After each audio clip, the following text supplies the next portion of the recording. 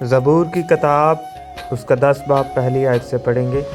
اے خداوند تو کیوں دور کھڑا رہتا ہے، مصیبت کے وقت تو کیوں چھپ جاتا ہے؟ شریر کے غرور کے سبب سے غریب کا تندی سے پیچھا کیا جاتا ہے۔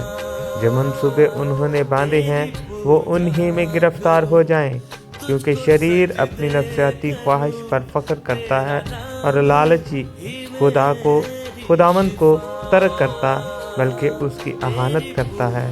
شریر اپنے تکبر میں کہتا ہے کہ وہ باز پروش نہیں کرے گا، اس کا خیال سراسر یہی ہے کہ کوئی خدا نہیں۔ اس کی راہیں ہمیشہ استوار ہیں، تیرے احکام اس کی نظر سے بید و بلند ہیں۔ وہ اپنے سب مخالفوں پر پھنکارتا ہے، وہ اپنے دل میں کہتا ہے میں جنبش نہیں کھانے کا، پشت در پشت مجھ پر کبھی مصیبت نہ آئے گی۔ اس کا منہ لعنت، دغا اور ظلم سے پر ہے، شرارت اور بدی اس کی زبان پر ہے۔ وہ دیہات کی کمین گاہوں میں بیٹھتا ہے، وہ پوشیدہ مقاموں میں ہے، گناہ کو قتل کرتا ہے۔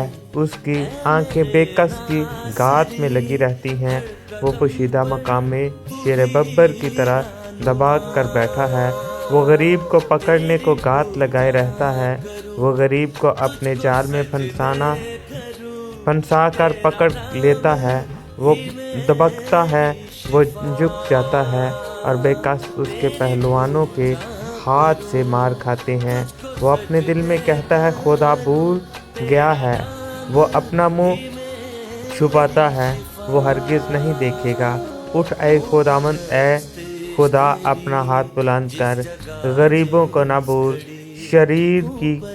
شریر کس لیے خدا کی اہانت کرتا ہے اور اپنے دل میں کہتا ہے کہ تو باز پروش نہ کرے گا؟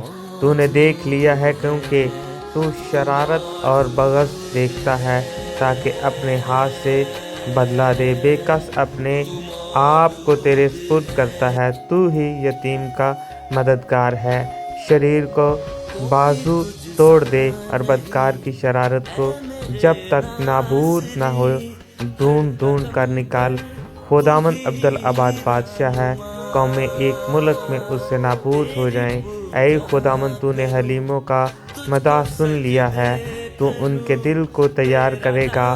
تو کان لگا کر سنے گا کہ یتیم اور مظلوم کا انصاف کرے، تاکہ انسان جو خاک سے ہے پھر نہ ڈرے۔